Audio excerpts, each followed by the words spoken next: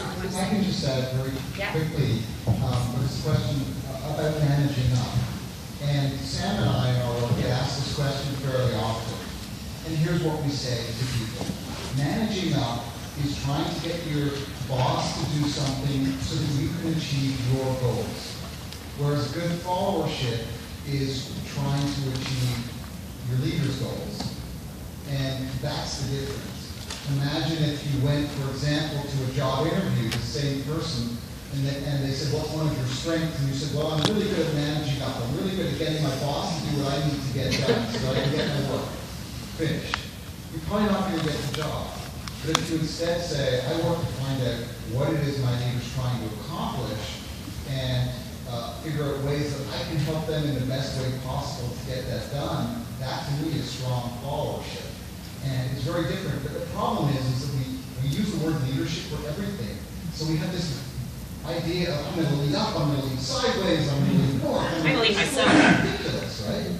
What we really need to understand is put the word followership in there and understand when your role is followership. And I think to get to Barbara's earlier point, what or who it is that you are following, and Ira's as well. Are you following a set of ideals? Are you following organizational goals? Are you following your formal leader? Are you following one of your colleagues who's taking the lead on something like that? So it's that understanding. Mark, I think we have someone here that would like to take the microphone to. I have just a quick question and then just a suggestion for a resource that I think will help people really get at this. How many of you are familiar with a documentary film called I Am? Make a note of it and get it. You can get it on Netflix. It was produced by Tom Shadyac, the Academy Award-winning comedic producer and writer. He suffered traumatic brain injury from a motorcycle accident, and during his recuperation did a lot of reflection. And when he became well enough, he decided that he needed to make a movie about what he had learned during that time. And he goes around the world asking thought leaders, poets, philosophers, scientists, what is wrong with the world and what can we do about it?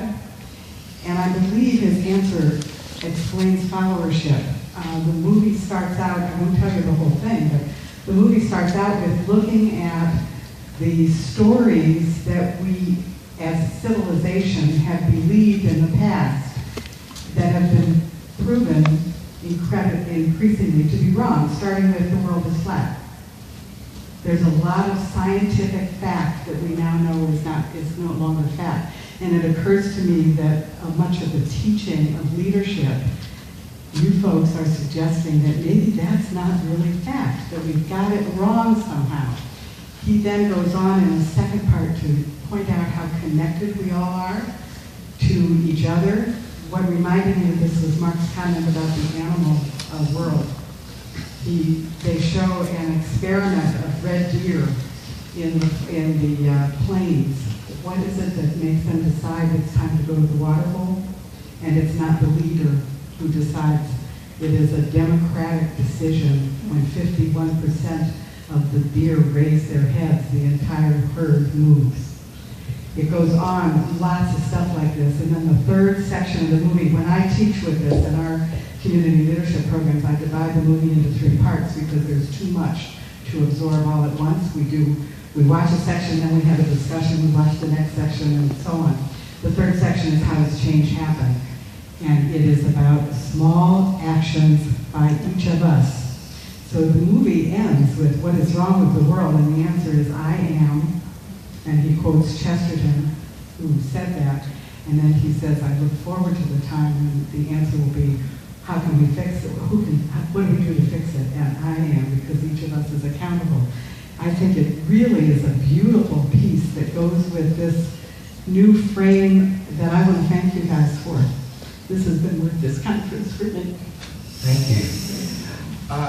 We have time for one more question, and I want to first ask, is there anyone else from outside of North America that would like to ask a question? Because, again, it's so important for us to take advantage of the global views that are represented in this conference. Okay, if there's no question there, then open it up. Okay, I'm sorry. Well, I live in Canada, but I'm half English and half Irish, so is that okay? Okay, so this might sound trite, and it isn't. I've been thinking about what you said this morning, Margaret, and I wonder whether it's not about another stream of followership, but getting rid of leadership, period. And I teach leadership, but I'm thinking that we're not actually doing much good. And to me, I think that, quick, we've got leadership here, and we've got social justice, and those two things are not coming together. Maybe you guys think that followership will bring them together. Well, I don't know.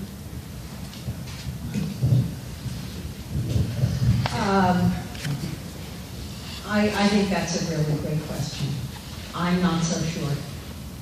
I'm not so sure that the word leadership, because of its power, can continue to do what some of us had hoped 30, 40 years, 20, 30, 40 years ago that it should would. I had a fair amount to do with starting this organization. If it were now, would I call it a leadership organization? The advantages of the word leader are that everybody gets it, everybody's on board, everybody's interested. Those are not, you've got a product that sells. That's not an inconsiderable branding advantage.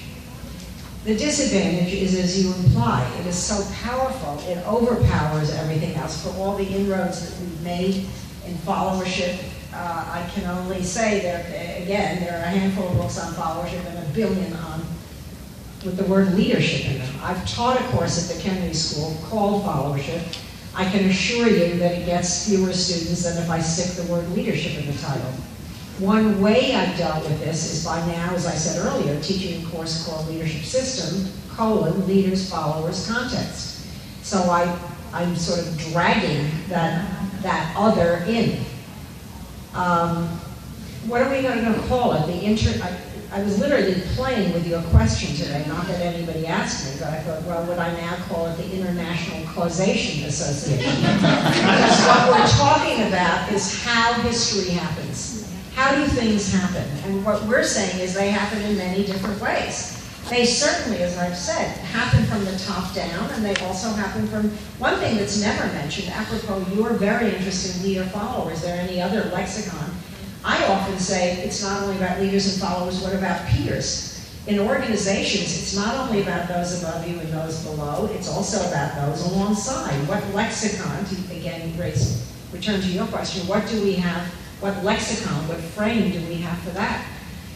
So I am less persuaded by far than I used to be that leadership is the best frame. Now, one final comment. This field is broken into 2 parts. One part I broadly call leadership studies. It's people like me who I tell my students, if you want to learn how to lead, you're in the wrong room. I don't teach how to lead. But the other much larger part are the leadership development people, the how to lead industry. It's a big money maker. It's driven by money. I'm going to talk a little bit about this morning. How one gets away from the power of that money-making, the teachers, the trainers, the coaches, the consultants, all of whom make big money, quote, teaching people how to lead, unquote. People want to learn how to lead because it's equated with all the things that I said earlier. Do I think it needs to be revisited as you're suggesting? I do. Do I have some sort of magic formula for how exactly to do it? I do not. But I very much support the question, and it may be that by raising the question and starting to unpackage some of the concerns we have, the conversation can be continued. That's a great note on which to end this. Thank you so much.